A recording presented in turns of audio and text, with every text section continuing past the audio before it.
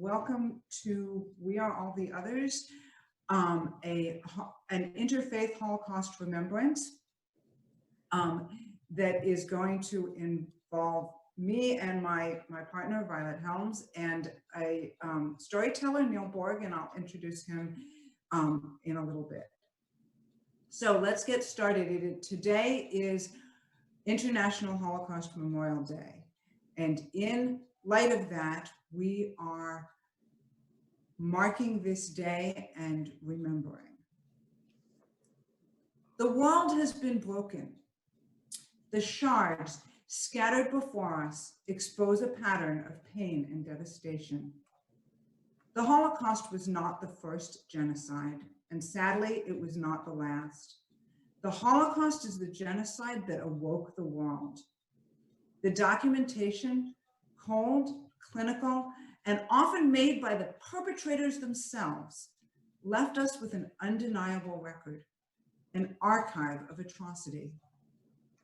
The Holocaust is not only a Jewish story, although it is a story about Jews. The Holocaust is not only a German story, although it is a story about Germans. The Holocaust is a human story. It is our story. More than history, the Holocaust is a modern story of the possibilities within each of us. Violet, you have to unmute yourself.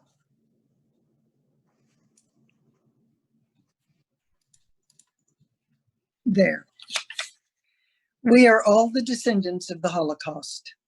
We are the descendants of the victims and of the perpetrators, of those who stood by and of those who stood up, of those who were uninvolved and those who were unaware. No matter who our individual ancestors were, we all have a place in this story. Through the telling of this story, our ancestors teach us to gather each precious remnant of our broken world and piece them back together. They teach us to create a new vessel that will hold us all in our love and our pain. In recollecting the Holocaust, we draw each other into this vessel. Together, we discover glimmers of holiness in the cracks. For it is through these jagged windows that we see the paths to building a better tomorrow. As we recall the Holocaust, we resolve to follow the strength and courage of those who stood fast for righteousness. Even when enveloped by evil, we will hold on to our faith in humanity. Please read with me. We will emerge, strengthen our resolve to work for a better future. These paired candlesticks, I can see here, are at once a symbol of Jewish holy days and a beacon to guide us through the darkness. The mismatched candlesticks on which they rest remind us that even when we do not have all that we need, we can be a light in the darkness. We take inspiration from those who found the strength to be that light, who found the strength to stand when standing seemed impossible. So I'm going to light these candles now, because this is a way of marking the beginning of a ceremony like this. And then do this. We light these candles for the light that shines in the hearts of all who fight against evil. Read with me. A single candle can both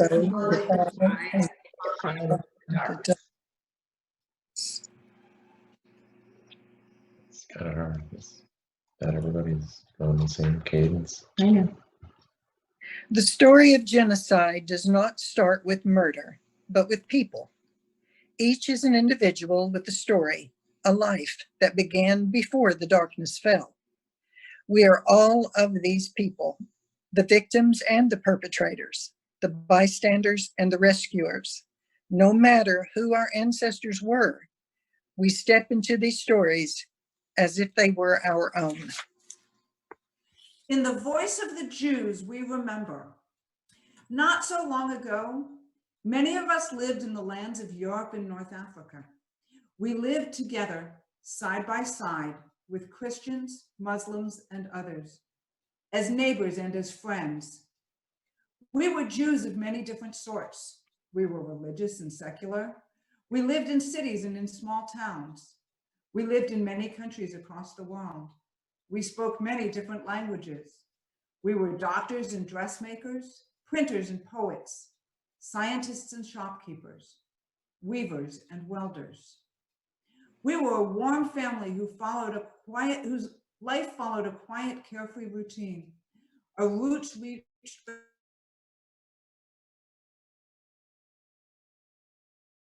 there amidst friends, neighbors, and acquaintances. With this loving background, the years flowed peacefully. Miriam Yahav, Holocaust survivor, Poland. In the voice of the bystanders, we acknowledge an ancient hatred, undisguised, was emerging from the shadows. While Jews faced violence and discrimination in many places, we held to our belief that it was not the case in our homes or among our neighbors. We believed we had grown beyond such ignorance. We did not recognize the approaching danger. We, the descendants of all these people, gather together as friends and neighbors do, in memory of the sweet, flavorful life we shared before the darkness fell. And so I raise my wine glass to you and read with me, the heart that gives gathers. L'chaim to life.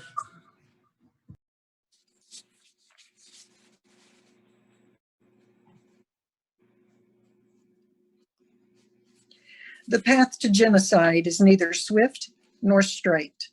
The path to genocide is a slow burning fuse of degrading language and discriminatory policy. When we ignore the rising shadows of hatred, those shadows engulf us. Victim or perpetrator, bystander or rescuer, we are all born with a desire to love, not a desire to hate. Without a watchful eye, we can get sifted in the service of ancient prejudice. In the voice of the Jews, we remember. Hatred spread across Germany like poison in water. The Germans afflicted us with cruel laws and humiliations. They did not care who we were or what we did. They did not care whether we were religious or secular, from the city or from the country, civilian or soldier, only that we were Jews. Every day they keep issuing new laws against Jews. Today, for example, they took all our appliances away from us. The sewing machine, the radio, the telephone, the vacuum cleaner, the electric fryer, my camera, and my bicycle. Augie said we should be happy they're taking things and not people. Eva Hyman, Holocaust victim, Romania. Many of us fled. Many more tried to flee, but found there was no place to go. Some who thought we had found safe haven were sent back into danger. Trouble does not begin with a fanfare, but as storm clouds building in the distance. In the voice of the Jews, we remember. The Germans crowded us into small ghettos cut out from the outside world. There was never enough food. Death was a daily visitor. In these overcrowded ghettos, we lamented. I feel as if I'm in a box. There is no air to breathe. Wherever you go, you encounter a gate and hems you in. I feel as if I have been robbed. My freedom is being robbed from me, my home, and the familiar streets I love so much. I have been cut off from all that is dear and precious to me. Yitzhak Rudanowski, Holocaust victim, Lithuania. So now we are very pleased as part of this program to be able to bring you storyteller Neil Borg. He will be telling us his mother's story in sections throughout this evening. I recommend that you pin his video as I'm about to do. And Neil, get us started. Thank you, Deborah. Good to see everybody. Appreciate you spending your time to remember victims of the Holocaust on Holocaust Remembrance Day like we have today. My mom's story is set in rural France. She was born in 1933, which is just 7 years before the Nazis invaded France, invaded Paris. Like all of us, her story really starts with her parents. You need to know a little bit about her parents to understand her story. But my grandfather, Nathan, was a member of the French military in the 20s and in the 30s. When he left the military, went to the University of Toulouse and became a mechanical engineer, started his career at Renault, the car company that still exists today. But in 1940, he finds himself in desperate trouble. The Nazis have already invaded Paris, and he's very concerned for my mother, Rena, who at the time was only 6, 7 years old. He had attempted to place her into an orphanage run by the nuns, a orphanage. So my mom spent several months there, and then rumors started to fly that the Nazis were onto it and living in a convent was not safe. So they went and got my mom out of the convent, brought her back to Toulouse, which is where she was growing up. And one weekend, he finds himself shopping for food. He's at a farmer's market, looks up and sees a friend of his from the army. He finds a man there. His name is Lucien Tulot. I want you to remember that name, Lucien Tulot. He looks up and sees Lucien and he's very surprised. Lucien, how are you? I haven't seen you in so long. Lucien says, I'm fine, I'm worried. My grandfather Nathan replies, you think you've got worries. I have nowhere to put my daughter. I'm so afraid. I don't know what the future is going to be like. We had her hidden. We had to take her out. I'm very concerned for my family, but especially my young daughter, Rena. Without hesitation, Lucien looks up to my grandfather Nathan and says, bring her to my farm. It's safe there. We'll keep her. I have 3 daughters already, and Rena would fit in as the 4th daughter. Nathan was shocked. He couldn't believe what he had just heard from his friend. In an instant, he had hope. They put a plan together that they would go by bicycle from their home in Toulouse into the countryside where the farm was. My mother recalls getting up very early, middle of the night, packing clothes, packing things. My mother rode in the sidecar of a bicycle through the night in danger and arrived at the farmhouse in Kubiak, France. And it was this chance meeting between my grandfather and an army buddy that really eventually saved my mother from doom. You have to unmute, Deborah. Mute myself. Thank you, Neil, for getting us started, and we are very excited to hear the rest of this story as we go through. So let us continue. Hate is unashamed. It presents itself in flowery words and broad smiles. It cloaks itself in flags and sings of better days gone by. While it distracts our attention with petty squabbles, its poison seeps the vigor of society. In the voice of the bystanders, we acknowledge when our neighbors began to disappear from our communities, it was not done in the dark. We knew that terrible things were happening to them. Most of us chose silence, to look away, and to ignore the hate. We waited. We waited to see when the cruelty would end. We waited for the hate to pass. We waited too long.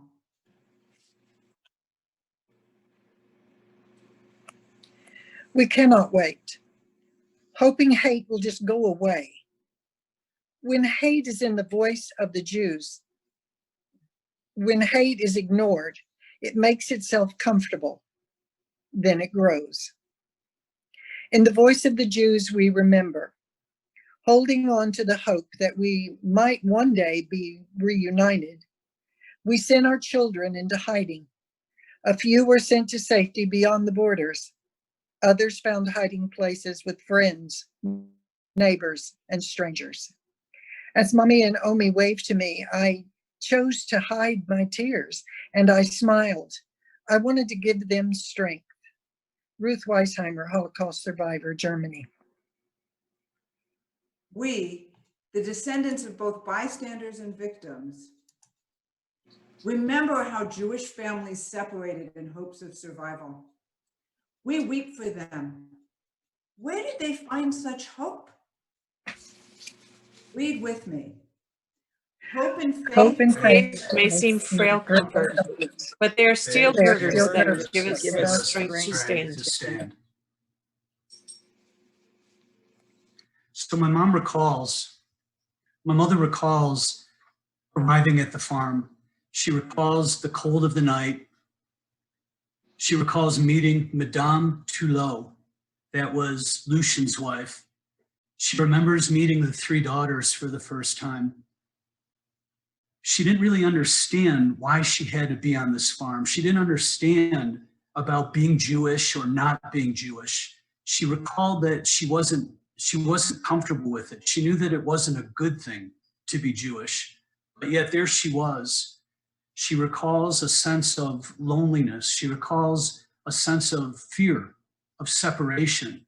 But there she was, living on the farm in a relatively normal situation. She had these sisters, as they became to her.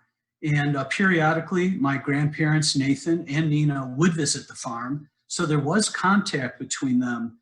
But she recalls adapting to the farm life, but missing her mom and her dad very much. Words fail as we begin to speak of the darkest times. In the voice of all the casualties of hate, we remember. A mixed multitude were caught in the Nazis' web of death. Jews, Romani, gays, people with disabilities, voices of resistance. Many of us died as the Nazi hands. A special viciousness was aimed at the Jews and the Romani, two cultures the Germans were determined to eradicate. In the voice of the Jews, we remember. The Germans murdered us in staggering numbers. In many places, bystanders became willing participants in the violence. We were murdered without mercy, mothers and fathers, children and grandparents. We were murdered simply for being Jews. In the voice of the Romani, we remember. For generations, we Romani have wandered free throughout Europe, yet distrusted and shunned. Strong families helped us endure, clinging to ourselves until the terror of the devouring. The Germans murdered us alongside the Jews simply for being who we are. Mass graves filled the forests of Europe. In the voice of both the Jews and the Romani, we remember. The Germans tore us from our homes, forcing us into slave labor camps and into death chambers. Those who could not work were murdered. Those who could work were kept as slaves until they too succumbed to starvation and illness. In our blind ignorance, we thought that deportation was a better solution. Fools that we were, we thought that the ghetto was the ultimate in abysmal blackness. We did not know that from here on, we would be severed and cut off from all that was familiar and dear to us. We did not know that from that train ride on, we would be robbed of our whole world. Sarah Selver, Holocaust survivor, Poland.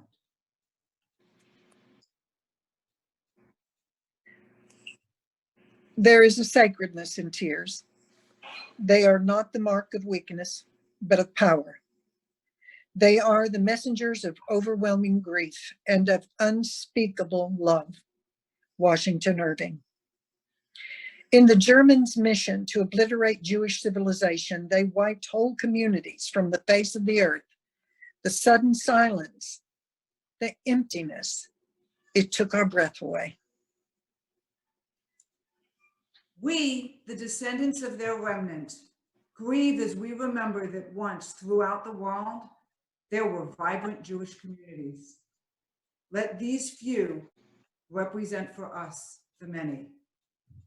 Read these names with me. We're going to read down. So we're going to read down one column and then down the next one.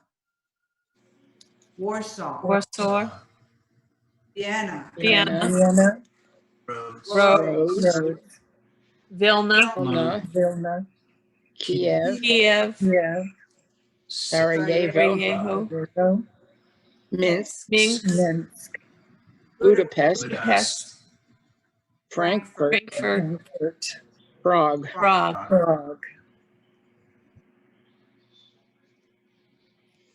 At this point, we light a candle to remember these communities.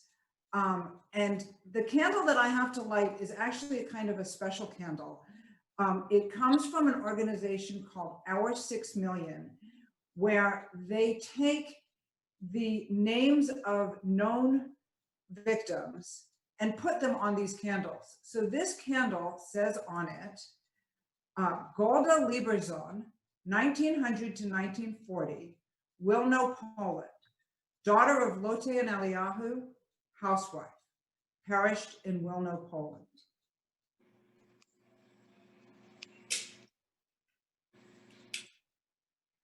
Let this light shine as a symbol of life and love remembered. May it illuminate our memory and guide our future. Sure.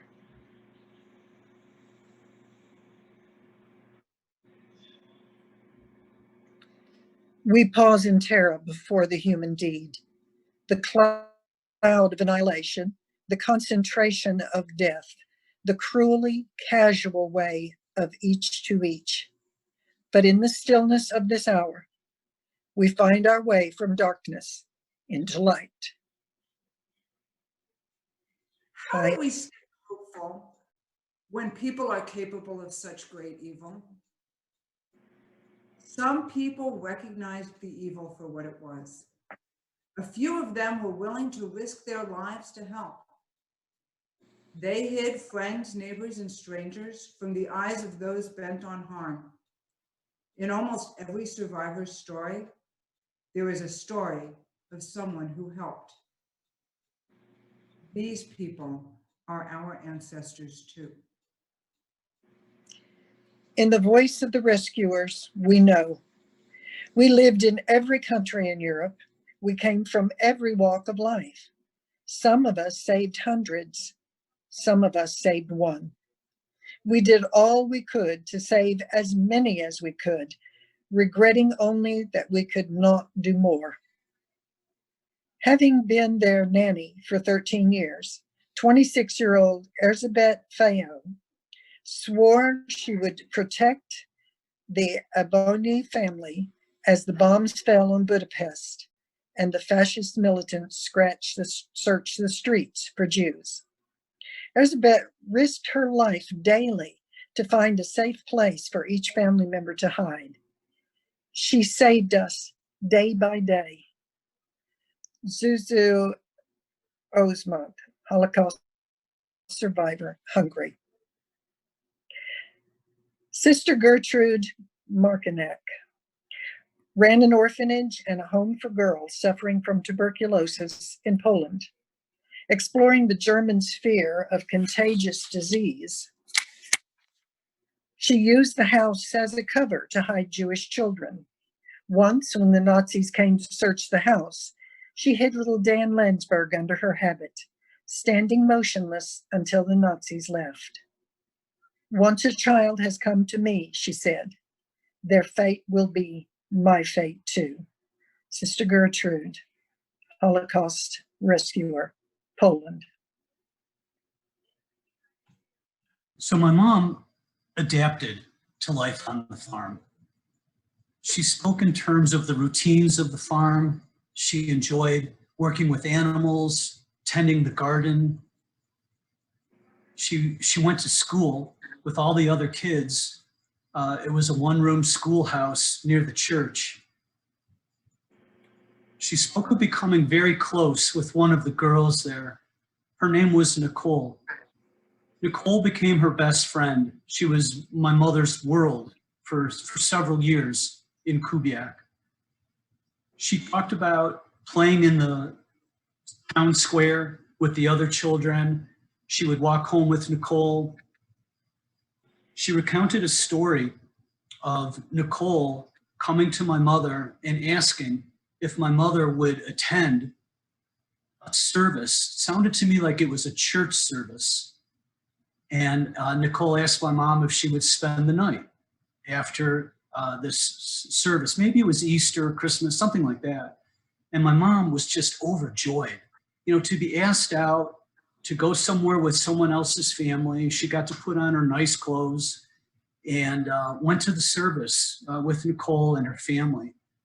She recalled vividly being so impressed that the congregation knew when to stand up, they knew when to sit down, they knew the verses, they knew the songs. It was all new to my mother, but she recalls this service as being just very special to her. And of course, after it was all done, she went to Nicole's house for a sleepover, and she recalls this may have been the best night of her life. She was so happy, so pleased, just felt like things were normal, and was very pleased about it. So I wanted to mention that in the town, the only people that really knew of my mother's situation was the Tulo family, the priest who ran the school, and I believe the mayor may have known that my mom was transplanted. So a couple people knew that she didn't really belong in the Tulo family, but they accepted her. She lived her life as a little girl and was very, missing her parents and so on, but was very normal in her childhood on the farm. So as the world around her was melting down with, Nazi terror, here's my mother really kind of having a pretty normal childhood, missing her parents, but adapting to farm life and just making the best of it with her best friend, Nicole. We, the descendants of both bystanders and rescuers, honor the helpers so that we may gain wisdom from them. We must always strive for the courage to help those in need. So if we were together, we would grasp each other's hands, but since we're not, reach for me as if we could. We reach for each other in fellowship and peace, pulling each other to safety. Each person's decision to help was difficult. The risks were many. Would we have made such a decision? We cannot know. We cannot judge. In gratitude and hope, we honor the helpers. We draw inspiration from them and vow never to be indifferent to the plight of others. Read with me. Strength comes To those who pursue justice.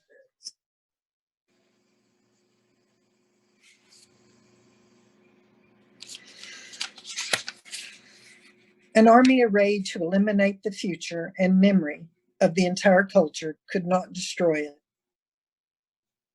Faith in God, faith in our future, and faith in each other lit a candle of love. Our bodies failed, but our humanity stayed strong. In the voice of the Jews, we remember. Despite our enemies' eagerness to strip us of our Judaism and of our humanity, we continue to educate our children, to celebrate our holidays, to love and help each other. Although prayer was forbidden, we prayed in secret communities and within the secret places in our hearts. Our faith was the one thing they could not take from us. Rivka Wagner, Holocaust survivor, Poland. Hidden between the bunks, we whispered the familiar words of the Shabbat prayers and found tranquility. I discovered for the first time in my life the real power and value of prayer and faith in God. I could feel my words shattering the iron gate and the high-powered fences, going past the hundreds of guards, dugouts, and watchtowers, and into the open, reaching towards heaven. Here, I knew, was a way of escape, a source of strength, and a means of survival of which no power on earth could deprive me. Simka Underdorf, Holocaust survivor, Czechoslovakia. In the ghetto, a young boy named Modele defied the bitterness. From tomorrow on, I shall be sad. From tomorrow on. Today, I will be happy. What's the use of sadness? Tell me that. Because the evil winds begin to blow? Why should I grieve for tomorrow, today? No, today I will be glad. And every day, no matter how bitter it be, I will say, from tomorrow on I shall be sad, not today.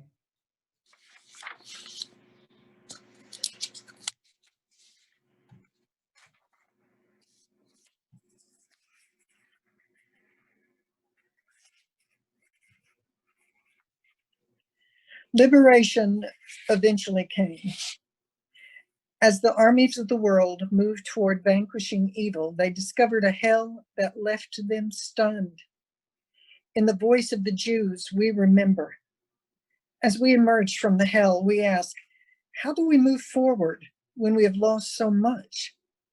We walk with a hole in our hearts and weight in our footsteps, but we walk forward. We are reduced, but we refuse to remain broken. While the world counted their dead, we counted our living. Those who lived gave us strength to love again. In a displaced persons camp near Munich, Frania Brott married Boris Bloom 5 months after liberation. Their hometowns and the death camps they had survived were handprinted on their wedding invitations. Their daughter, Tova, was one of many babies born in the camp that year. We did not know what would come next. We only knew we could not go back to the life we once lived. Near the end of the war, my grandfather Nathan became sick. He had survived the war in pretty good health, also in hiding with his wife Nina. He contracted some sort of disease that led to pneumonia. And my mom recalls the war had ended. She was at his bedside with him very ill, very sick, not expecting to pull through. She recalls the sorrow, the feeling of not being able to help, not being able to provide aid. There were no doctors or medics that would help. There was no medicine. He passed away, and shortly after, my grandmother Nina, there was nothing left for her in France. There was no future in France. The world that she had known was really taken away from her. She had made a plan to take my mother to the United States. They had booked passage on a ship that stopped at first in Cuba, but my mom recalls packing a trunk, boarding a ship, large ship, like a freight ship. Wasn't very comfortable, rough seas, cold weather, just kind of miserable living conditions, but they did make a friend on the journey to Cuba. A woman, an older woman, was in the berth next to them. They had become friends, and as the trip went on, it lasted a couple weeks, the woman became very sick, and unfortunately didn't survive the trip. My mother recalls a burial at sea where the captain of the ship had wrapped the woman's body in a shroud. They were, worried of disease. They didn't want to carry the body with all these people on the ship. My mom recalls a small ceremony and then tipping the board over so the woman went into the water. She remembers the splash. And again, this feeling of not being able to do anything, this feeling of kind of isolation, I guess. But the journey continued. They arrived as expected in Cuba. For my mother, the pain of the war really started when they left France, when they got on the ship. That was when my mother's life really took a turn because of the nature of the journey. And then think about it. She gets to Cuba. She's still only 10 years old, 9, 10 years old. She attends school, and she's the only one that can't speak Spanish. She's speaking French. They're speaking Spanish. She was, looked at by the other kids as being strange, just from another world. She had different kinds of clothes. She felt very alone. She had trouble making friends. It was just a very, very difficult year and a half for my mother in Cuba. And her mother, Nina, also did not adapt very well. The aunt that they had gone there to live with, I guess, was not a very nice woman. They were just very unhappy. And after a year and a half of this, they decided that Cuba was not the place for them. There was another aunt, a distant relative, that was willing to accept my mother and Nina into the United States. The port of Baltimore is where they landed. And my mother recalls the same experience twice now, because she comes to the United States. She starts attending school. She speaks a little Spanish now, but mostly French. And now all the children are speaking English. So there she is again, in kind of a foreign setting, being the odd one, being lonely, missing France, missing her life on the farm, and was just very unhappy.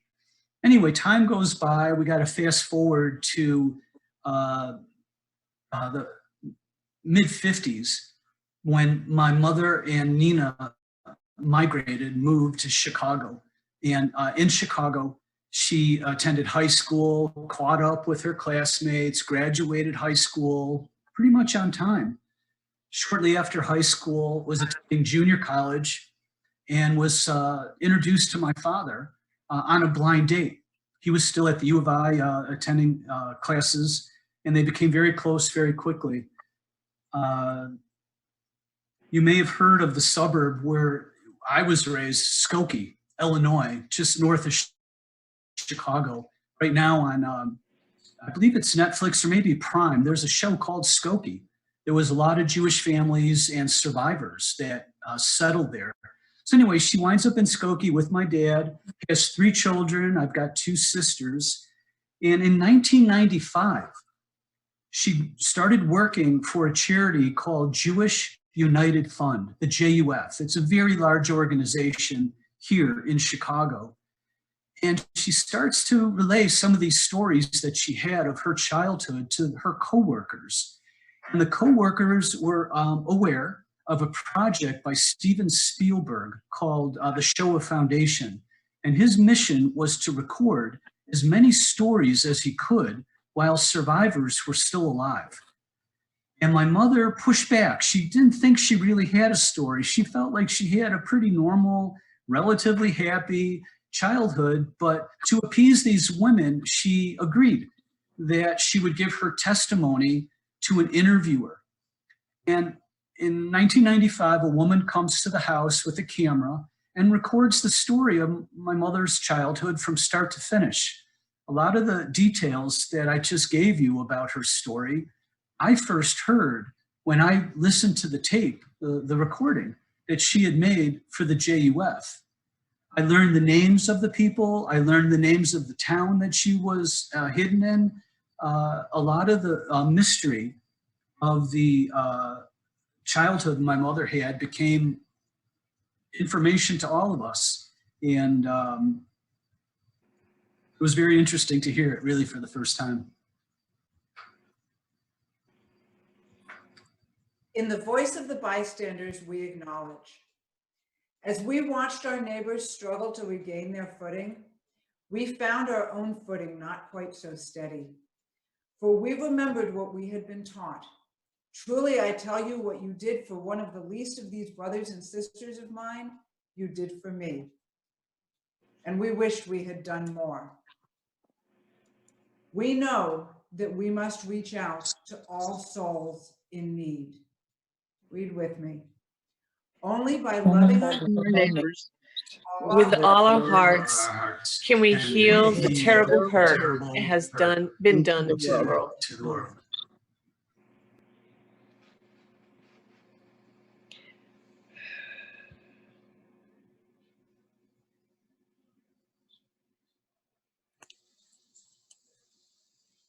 Our hope for the future is tempered by our tears for the lost. They left no footprints. No fingerprints. All we have is memory. In this moment, we acknowledge that they lived. Please read with me. as long As as long Long as as we we remember remember them, They are with they're us. with us. the survivors entreat us. I ask you not to forget the dead. I ask you to build a memorial in our names, a monument reaching up to the heavens that the entire world might see. Not a monument of marble or stone, but one of good deed. I believe with full and perfect faith that only such a monument can promise a better future. Only thus can we be sure that the evil that overturned the world and turned our lives to hell will never return. Donya Rosen, Holocaust survivor, Ukraine.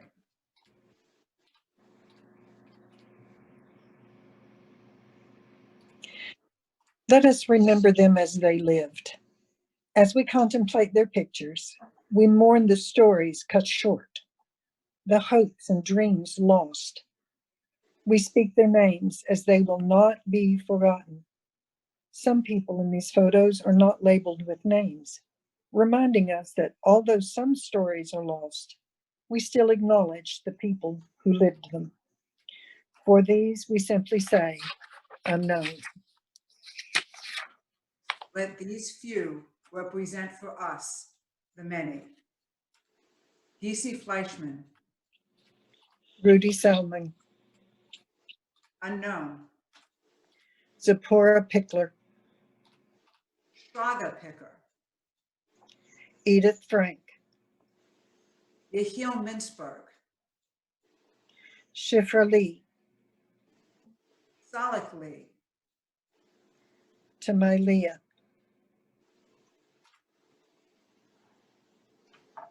Bertha Borla, Selah Shager, Samuel Grossman, Etta Habelstam, Ursula Lowenstein, Frania Pickle, Adolf Peckel, Kurt Pickle,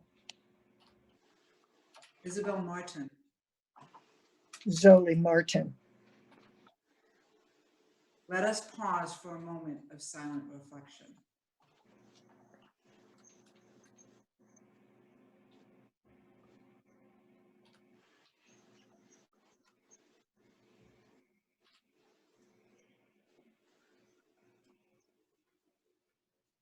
We remember not only the uncountable Jewish and Romani dead, but also the many who were murdered alongside them. Gays, people with disabilities, voices of resistance, all murdered in the great silencing of diversity, speech, and opposition. They are gone. They cannot tell their stories any longer, but we can. We can hold open the window, this fragile window. We can give their stories wings. Let us give their stories a voice so they can fly into others' ears, into others' hearts. Read with me, please. Only we can tell their stories now. No, only we. Only we. Take a moment for silent prayer or meditation.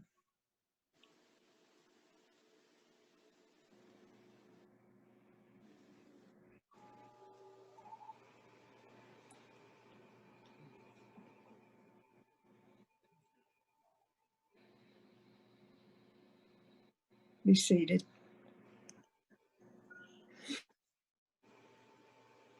In the aftermath of this horror, we awaken to a world where human beings have done unfathomable evil to each other. What do we do now?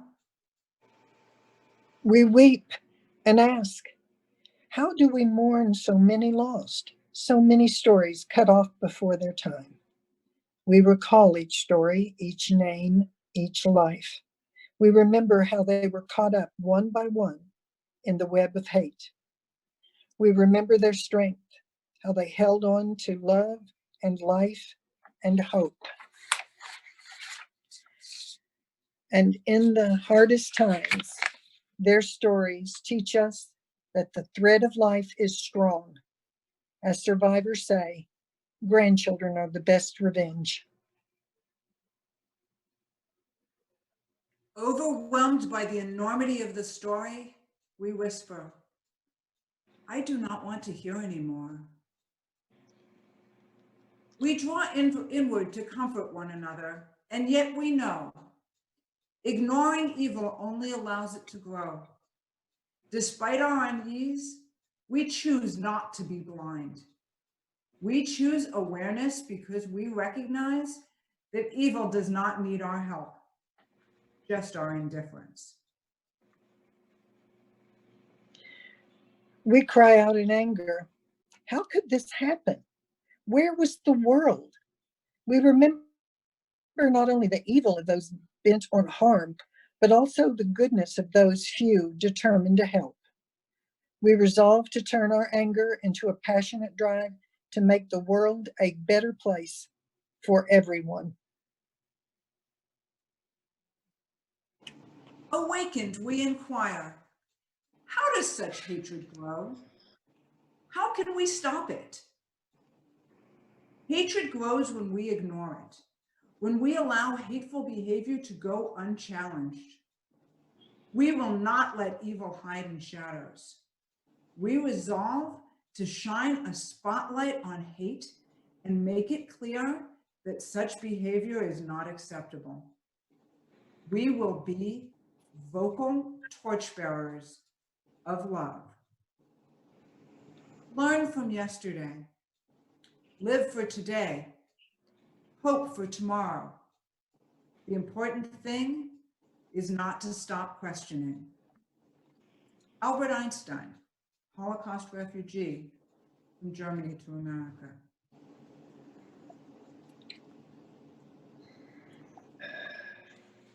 Please, the incidents as we read this poem, read with me. I pray for courage and for strength. When I remember the evils in the past, the innocent people returned and murdered, I am almost afraid to make myself remember. But I am even more afraid to forget. I ask for wisdom that I might mourn and not be consumed by hatred, that I might remember and yet not lose hope. And this is a responsive reading. I would ask that you read in the italics. I must face evil, and so doing, reaffirm my faith in future good. I cannot erase yesterday's pains, but I can vow that they will not have suffered in vain. And so I pray for those who were given death. I choose life for me and for generations yet to come. For those who found courage to stand against evil, often at the cost of their lives, I vow to carry on their struggle. I must teach myself and others to learn from hatred that people must love, to learn evil, to live for good.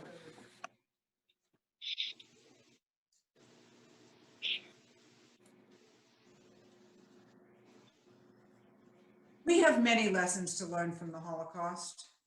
We have lessons to learn from the victims. from the bystanders, from the rescuers, and even from the perpetrators.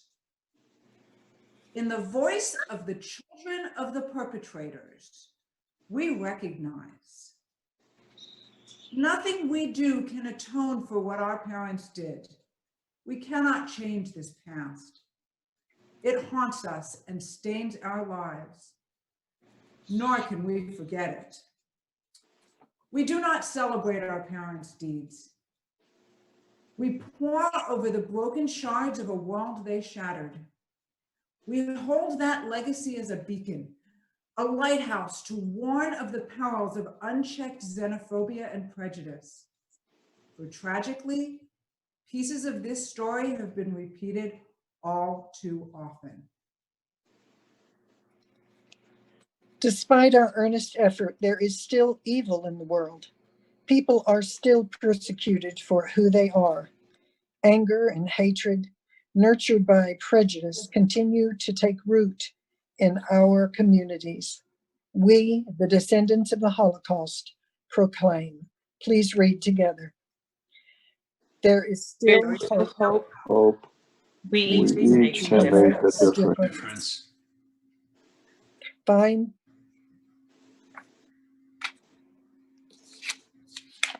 We hope for peace and justice in our world.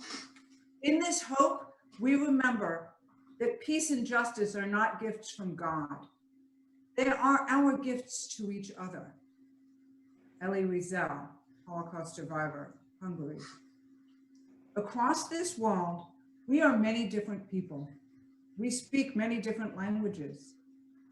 Peace is a gift we can give. Peace is a gift we can give in every language. Read with me. Our differences disappear the moment we realize that all hearts are one. Shri Chinmoy. So back in France, at the end of the war, my grandfather Nathan had a brother who survived the war. He had a son whose name is Mark. So that would be my mother's first cousin. He lived in France his whole life. But we had this videotape that my mother had made for the JUF. We had heard the stories, and Mark, who was still in Toulouse or near Toulouse, near Paris, took it upon himself to find the family. And sure enough, he gets back to Kubiak, France, and the family is still living in the village. Not just in the village, but in the same house. Mark goes and introduces himself. Monsieur Tulot, Lucien, had already passed away. But Marie, his wife, 99 years old, was still alive. Mark meets her and the daughters, reaches out to me and says, Neil, we have to do something. We have to recognize the risk that this woman took and the family took, not just to themselves, but their daughters. And we need to try to recognize their efforts. So I was aware in Israel, there's a Holocaust museum called Yad Vashem. And again, armed with this tape and personal accounts and Mark's contact with Madame Tulot, Mark solicited the Yad Vashem for a medal or a recognition of what the Tulot family did. The medal is called Righteous Among the Nations, and it's given to people that made efforts at their own risk to hide and to harbor Jewish people. So this data that we had was sent to the museum, and very quickly, because of the woman's age, 99 years old, and the great documentation that we had, the state of Israel agreed very quickly that Madame Tulot and her family was deserving of this medal. At the same time, Mark had reached out to the country, to the government in France. And again, with this information, the government of France decided that she qualified for the Legion d'Honneur, which is the highest civilian medal that could be awarded by the state, by the country. So a plan was put together for the officials from Israel to come to Toulouse, and Mark insisted that I attend. I was thrilled. And my two sons, Elliot and Andrew, and I boarded a plane July several years ago, fly to Paris, where we're met by a driver. The driver picks us up, get in the car, we're on our way to go visit the home where my mother was hidden. And this whole thing is, it's like an out-of-body experience. I just couldn't believe that this was unfolding for me. And we drive to the countryside, it's absolutely beautiful. And the driver says, he stops, pulls over to the side of the road, and he says, the house where your mom lived during the war is right around the corner. He suggested that we get out of the car and we walk the last 100 yards to the house. So, okay, sure, no problem. So we get out of the car, we walk to the corner, we turn, and I could see up the road is a small group of people, more than I expected. I thought maybe Mark would be there, but there was a small group of people. And as we approach, I can see one of the guys is holding a camera on his shoulder, a big camera. And it was pretty clear to me quickly, it was the local news. So here we are walking up the road, being filmed by the news people. And out of the group walks an older woman. At first, I wasn't really sure who she was, how she fit in, but she comes up to me with an interpreter, with Mark, and she introduces herself. It's Nicole. And I had seen pictures of Nicole, and I couldn't believe I'm standing there looking at Nicole. She puts her hands on my face and she says, looking at you is like looking at your mother. You have her face. I haven't seen this face in so long. And the tears are streaming down her face. And the TV camera is catching all of this. And the reporter comes up to me and says, how do you feel right now?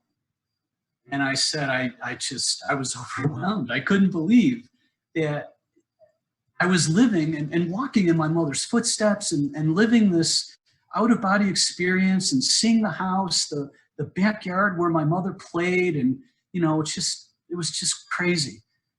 We spent, I don't know, maybe an hour or so kind of talking and looking at the house. And then we all get back in the car and we're on our way to Toulouse, to City Hall, which is where this awards ceremony is going to be held. So it's a very beautiful drive. We get to Toulouse and we're a little early. We've got some time. And there's a very large square in front of the City Hall. And it's absolutely beautiful. The City Hall is several hundred years old. It's an absolutely beautiful building. There was cobblestone pavement. There were like a farmer's market had been set up, and there were people out, and there were a couple restaurants with outdoor dining. So before the ceremony, we sit down, we order our salads, and we're sitting around, and all of a sudden, I just got this chill. I'm thinking to myself, is this the town square where in 1940, the Jews were ordered to assemble? Pack a bag, bring your family, show up. We're being relocated. So here we are in the comfort of this beautiful afternoon, sunny, this idyllic setting, and I could see the ghosts parading through this town square. Very creepy. So we finish our lunch, we walk across the square, we go into the City Hall. Again, it was this beautiful old building. If you've ever been like to the Sistine Chapel, the Vatican, that's exactly what this building looked like. The frescoes on the ceiling were absolutely beautiful. The walls were hand painted hundreds of years ago, gold gilt. I mean, it was just a fantasy place. And we walk into the room where the ceremony is going to be. And that's the first time I set eyes on Madame Toulouse. This tiny woman is sitting in her wheelchair, looking kind of old and frail. I mean, she was 99 years old. And I approach her, and her daughters help her stand up. And I said, Madame Tulot, this is one of the greatest joys of my life, meeting the woman who really gave me a chance at life 30 years before I was born. And she looks at me and she says, I only wish I could have done more. She said, when I first met your mother, I didn't see a Jewish girl. I just saw a girl that needed a home. I thought of my daughters and how frail and fragile they would be in your mother's situation.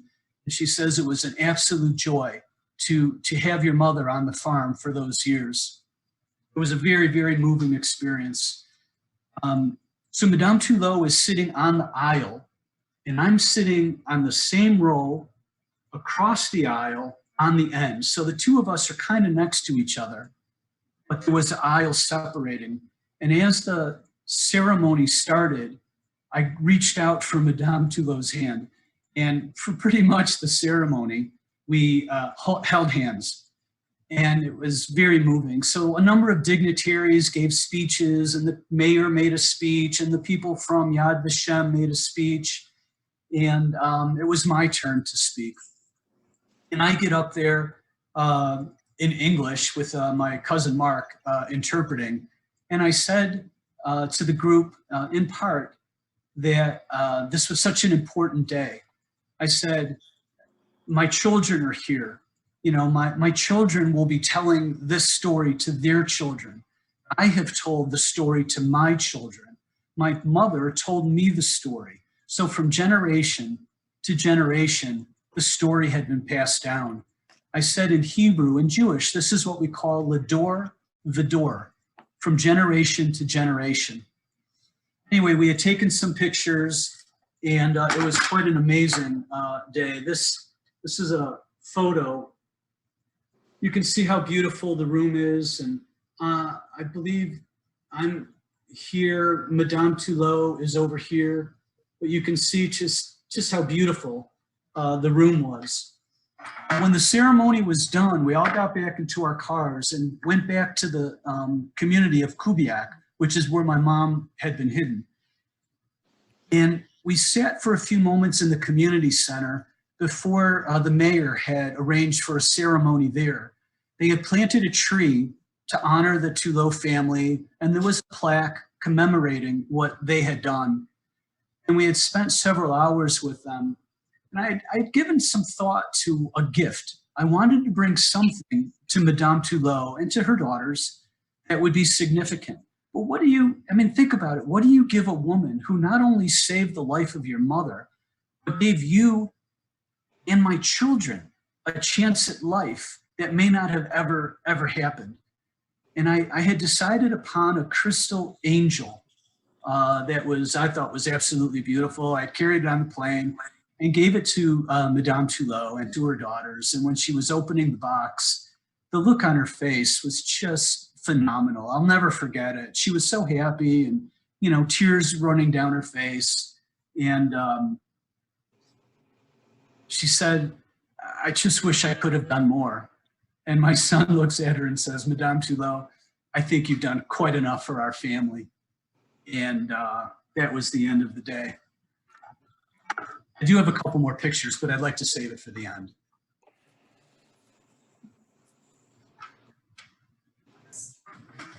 Marvelous as always.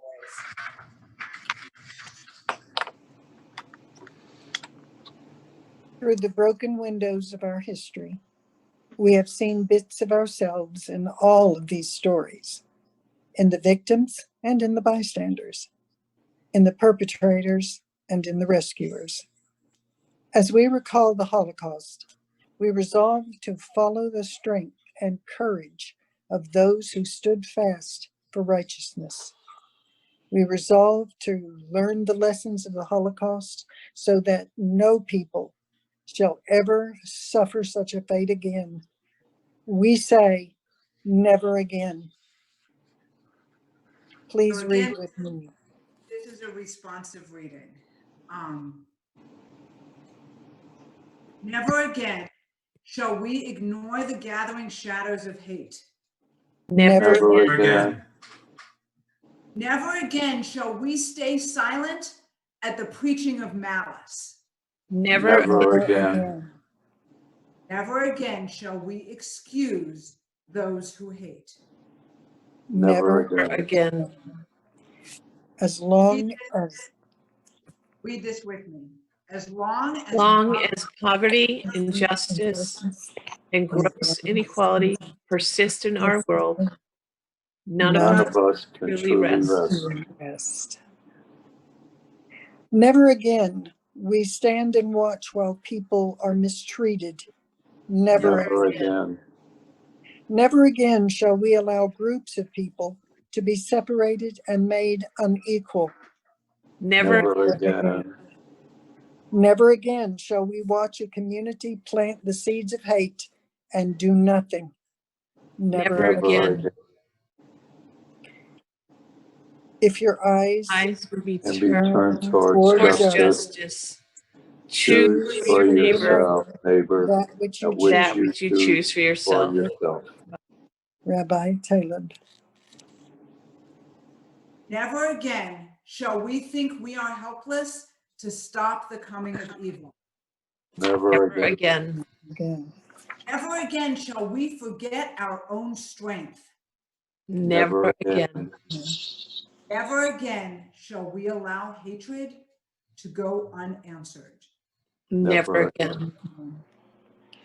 Together, I I raise up Raise up my voice, voice, not not so so I I can shout, but so that those without a voice can be heard. Let us raise our voices for those who cannot. As it is written, justice, justice you shall pursue. Deuteronomy 16:18. together. Never again again will we turn our faces Faces from the the cry for help. for help.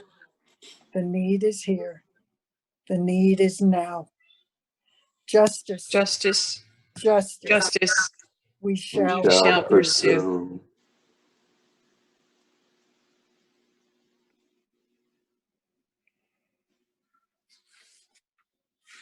A day will come when the softest sound will be enough. When one lingering note, a delicate dance between two hands, a leaf spinning in the breeze. When one ringing bell, when one whispered poem will be enough to awaken each person from that which is concealed, to bless this holy human with wisdom that bursts from the sacred well of justice, from the sweet, hearty bubbling subterranean spring that nourishes the tree of life.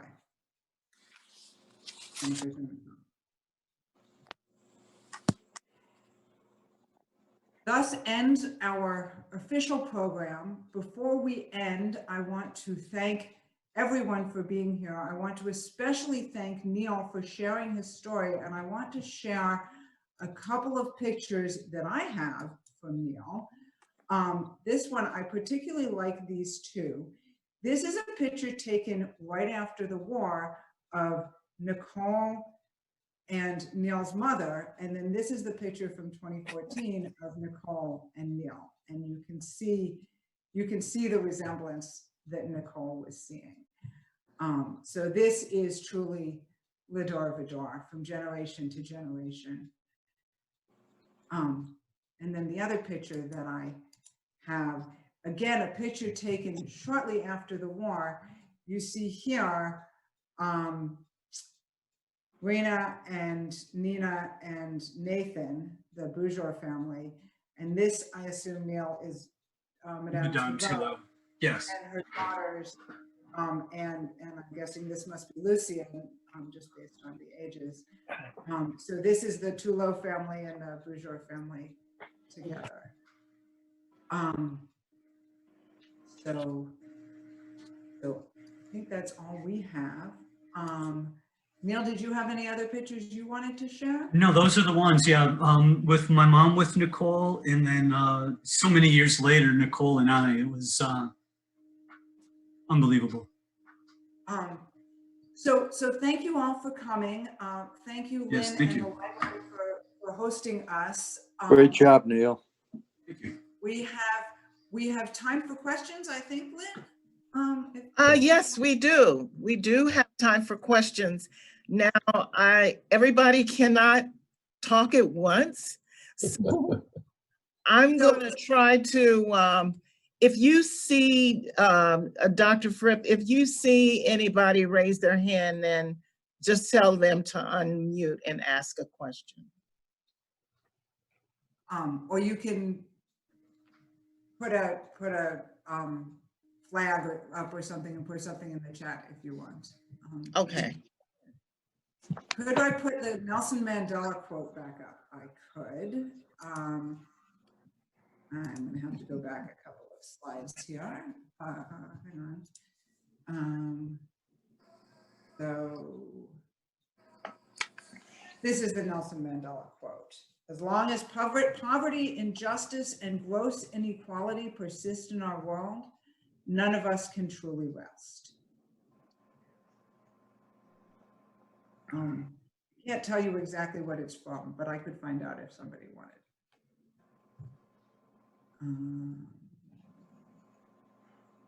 So, okay, I've lost my mouse. There it goes.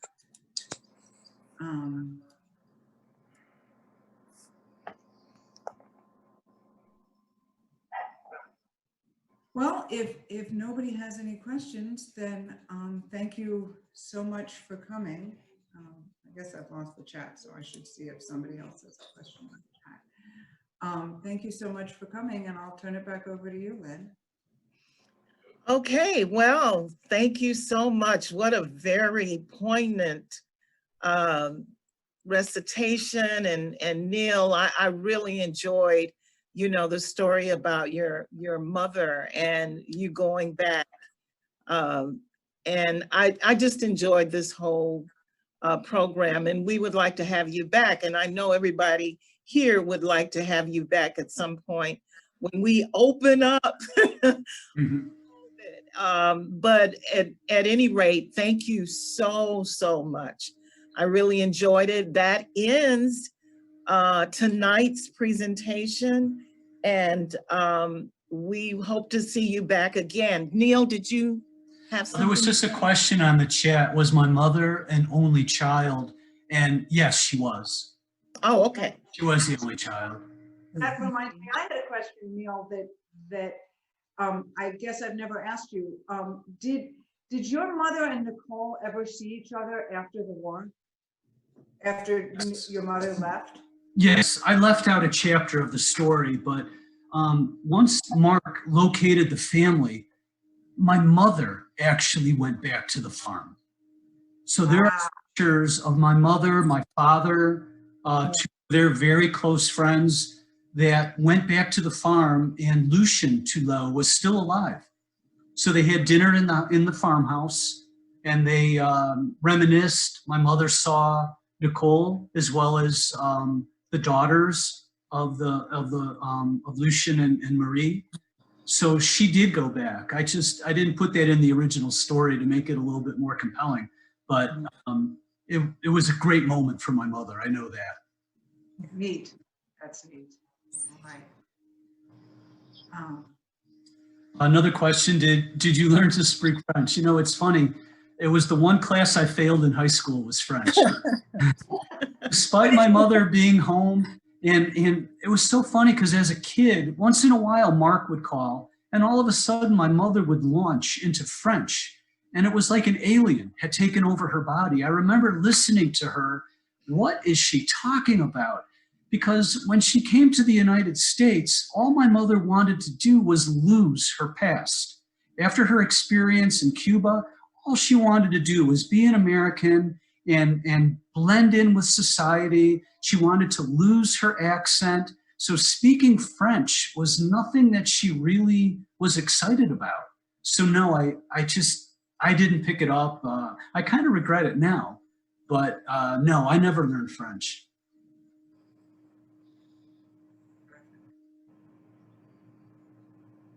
Are there any other questions? Oh, just a thank you. You're welcome. My pleasure. Thank you, Deborah, for putting this together. Yes, Yeah, thank you, Deborah. Yes, thank yous all around. And again, it is Holocaust Remembrance Day, and it is important that we, and in this time of rising hatred and nationalism and all of this stuff, it is more important than ever that we think about these things and that we focus on what we can do and what lessons we can learn from this history and what it says to us about what we have to do in our own lives. It's more than just about remembering what happened, it's about knowing what that means to us.